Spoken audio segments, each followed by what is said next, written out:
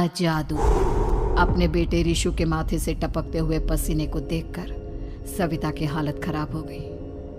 ऐसा आज पहली बार नहीं हुआ जब रिशु नींद से घबरा कर जागा है। हाय मेरा बच्चा, न जाने किसकी नजर लग गई है तुझे। जब से मेरे बच्चे ने 10वीं के एग्जाम में स्कूल टॉप किया है तब से रोज बुरे बुरे सपने आने लगे हैं। हाँ माँ, मैंने आज फिर से एक काले साए को देखा। वो यहीं मेरी आंखों के सामने खड़ा था। माँ मुझे बचा लो माँ। वो मुझसे कह रहा था कि मुझसे बदला लेगा। माँ कहीं ये प्रशांत। चुप कर, कैसी बात कर रहा है? दोबारा उसका नाम मत लेना। तुझे पता है ना, उस प्रशांत ने आत्महत्या कर ली, तो बार बार उसका नाम मत लिया कर।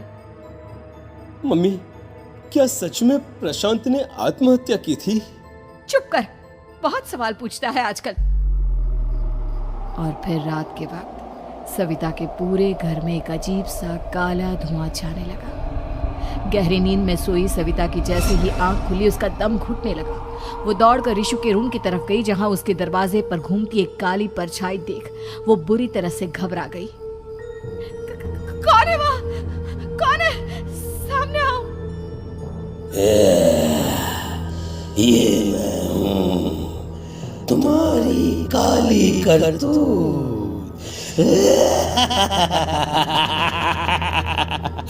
और अब मैं तुम्हारे बेटे को ले जाने आया हूँ। नहीं, मेरे बच्चे को छोड़ दो प्लीज। मेरे रिशु को कुछ मत करना। वो परछाई रिशु के कमरे में घुस जाती है। सविता भी उसके पीछे पीछे दौड़कर जाती है और देखती है कि अब वो साया साफ नजर आ रहा था। वो सर से पैर तक खून में सना हुआ था और उसके शरीर के सारे अंग कटे फटे हैं। क्या चाहिए तुम्हें? तुम जो बोलोगे मैं करूंगी, लेकिन मेरे रिशु को छोड़ दो। उस परछाई ने रिशु को गर्दन से पकड़कर दीवार के सहारे हवा में उछाल दिया। रिशु जोर जोर से चिल्लाने लगा। माँ बचाओ मुझे, बचा लो माँ। ये मुझे मार डालेगा। माँ मुझे बचा लो माँ। नहीं ऐसा मत करो। मुझे मार दो लेकिन मेरे बच्चे को छोड़ दो। मैं तुम्हारे आगे हाथ जोड़ती हूँ। वो परछाई रिशु को जमीन पर गिरा देती है और अचानक वहां से गायब हो जाती है।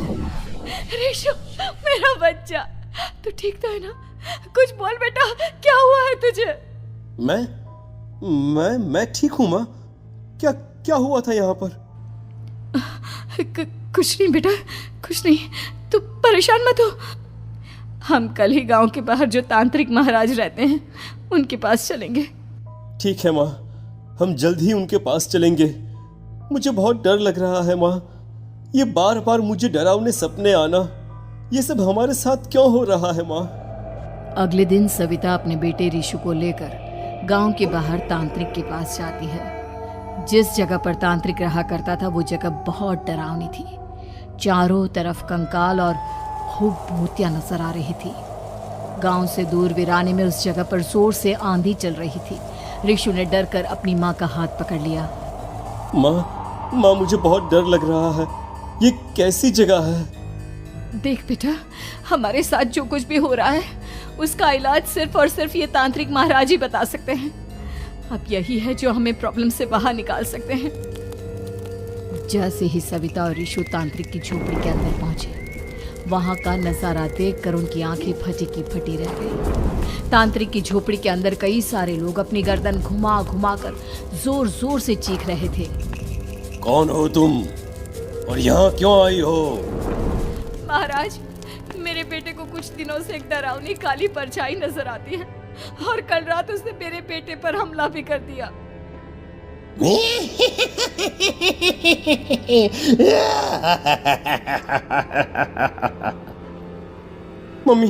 मम्मी हमें यहाँ से चलना चाहिए। ये जगह मुझे ठीक नहीं लगती। नहीं बेटा, ऐसा नहीं कहते। रुक जाओ, 2 मिनट के लिए रुक जाओ। क्या कहा? काली परछाई? तुम्हारे बेटे पर किसी काली परछाई ने हमला किया? हाँ महाराज, वो कह रही थी कि वो मेरे बेटे को कुछ कर देगी। कोई उपाय बताइए महाराज, मेरे बेटे के साथ कुछ गलत नहीं होना चाहिए। तुमने किसी दूसरे के साथ गलत किया है। तो तुम्हारे साथ भी गलत होकर ही रहेगा। तुमने किसी की जान ली है, किसी को मार डाला है तुमने। नहीं महाराज, मैंने ऐसा कुछ नहीं किया। मैंने किसी की जान नहीं ली। मुझे कोई उपाय बताइए। लगता है तुम इतनी आसानी से नहीं मानोगी। मैं तुम्हें अभी उस काली परछाई से मिलवा देता हूँ और वही सारा सच तुम्हारे सामने लेकर आएगा। सविता और ऋषु ने डर के मारे अपनी आंखें बंद कर ली। तभी अचानक तांत्रिक की झोपड़ी में अजीबोगरीब आवाजें गूंजने लगी। सविता और ऋषु बुरी तरह से कांप रहे थे। आंखें खोलो और अपने सामने देखो। क्या यही है वो जिससे तुम कल रात को मिली थी? बताओ मुझे। हाँ, इसने कल रात मेरे बेटे के ऊपर हमला किया था। ये उसी लड़के की भटकती हुई आत्मा है जिसे कुछ दिन पहले तुमने मार डाला था। मम्मी, ये महाराज क्या कह रहे हैं? क्या सच में आपने किसी की जान ली है, किसी को मार डाला है? अगर हाँ तो बताइए ना मम्मी, किसको मारा है आपने? किसको? तुम्हारी माँ इतनी आसानी से सच नहीं बताएगी बेटा। इसने एक बच्चे की जान ली है। कहीं उसका नाम प्रशांत तो नहीं महाराज? वो मेरा दोस्त है, मेरा मतलब मेरा पड़ोसी है। सही पहचाना। देखा सविता, तुम्हारा खुद का बेटा भी जानता है कि तुमने किसी के प्राणों की बलि चढ़ा दी और इसीलिए अब उसकी बुरी आत्मा तुम्हारे घर में भटकती है। मुझे माफ कर दीजिए महाराज, मुझसे बहुत बड़ी गलती हो गई। प्रशांत हमारे पड़ोसी का बेटा था। हर बार उसके नंबर मेरे बेटे से ज्यादा आते थे और इसलिए मैंने उसके कमरे के बाहर काला जादू किया था, पर मुझे नहीं पता था कि वो मर जाएगा। तुम्हारे उसी काले जादू वाली गुड़िया के अंदर एक बुरी आत्मा थी जिसने उस बच्चे के दिमाग पर बुरा असर कर दिया और उसी की वजह से उस लड़के ने अपनी बालकनी से कूदकर आत्महत्या कर ली। इसकी वजह सिर्फ और सिर्फ तुम हो, तुम। नहीं महाराज, जो कुछ भी हुआ मुझे नहीं पता था कि प्रशांत अपनी जान दे देगा। प्रशांत की आत्मा इस वक्त तुम्हारे सामने खड़ी है, हमसे बात करना चाहती है। बोलो क्या कहना चाहते हो? मैं जीना चाहता था, बड़ा होकर कुछ बनना चाहता था।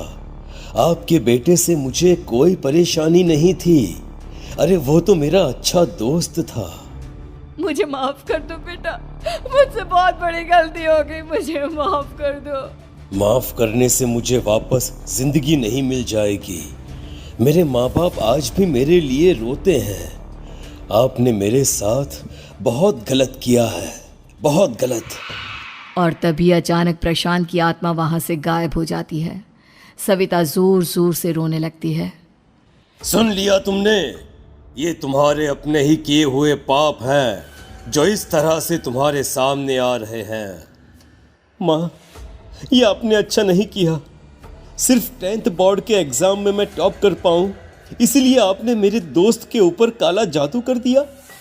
नहीं मम्मी, नहीं, अब हम कभी खुश नहीं रह पाएंगे, कभी नहीं।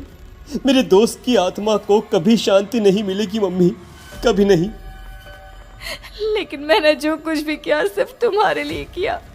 वो लड़का हमेशा फर्स्ट पोजीशन पर आ जाता था और इस वजह से हमेशा तुम्हारे मार्क्स कम पड़ते थे। मैंने तो सिर्फ उस पर एक छोटा सा काला जादू किया था बेटा। मुझे क्या पता था कि उसका ये नतीजा निकलेगा।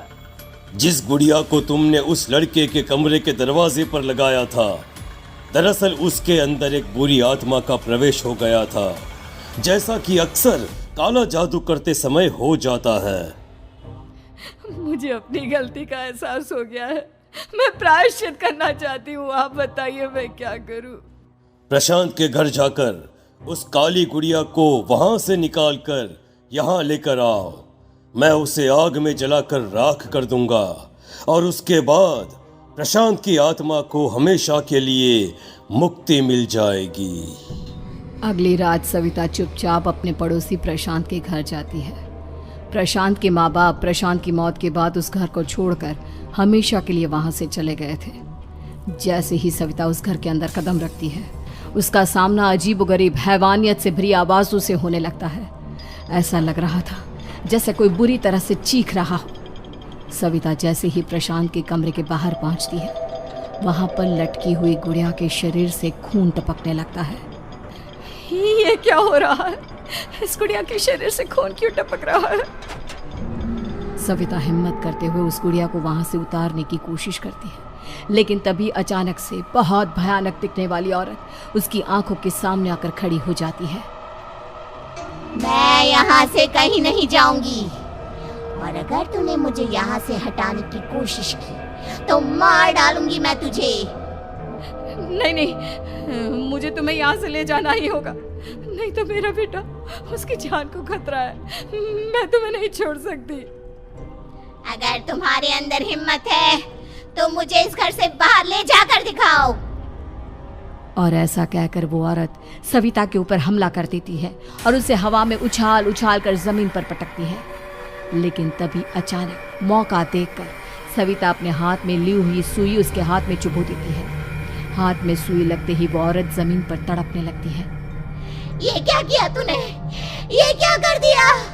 तुझे ऐसा नहीं करना चाहिए था। तांत्रिक ने मुझे कहा था कि तुझसे जीतने का सिर्फ यही एक तरीका है जिससे मैं अपने पापों का प्रायश्चित कर सकती हूँ और अपने बेटे की जान बचा सकती हूँ। और उसके बाद वो डरावनी दिखने वाली औरत एक छोटी सी जादुई गुड़िया में तब्दील हो गई और सविता ने उसे ले जाकर तांत्रिक को दे दिया।